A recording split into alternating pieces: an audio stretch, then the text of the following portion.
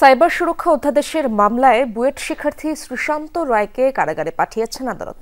সকালে চকবাজার থানার মামলায় আদালতে তোলা হলে বিচারক এই শিক্ষার্থীকে কারাগারে রাখার আদেশ দেন। পুলিশ জানিয়েছে, সামাজিক যোগাযোগ মাধ্যম রেডডিট ব্যবহার করে নারীদের নিয়ে কুরুচিপূর্ণ মন্তব্য করত শ্রীশান্ত রায়।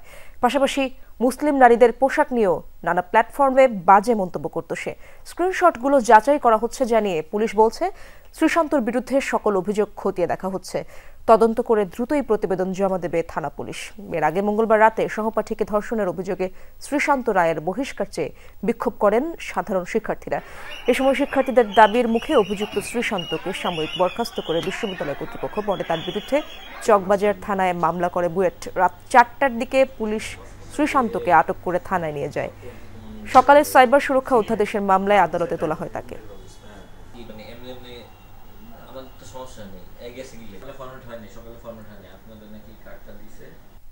ঢাকা মেট্রোপলিটন পুলিশ আহসানুল্লাহ হলে যায় এবং সেখান থেকে তাকে উদ্ধার করে থানায় নিয়ে আসে।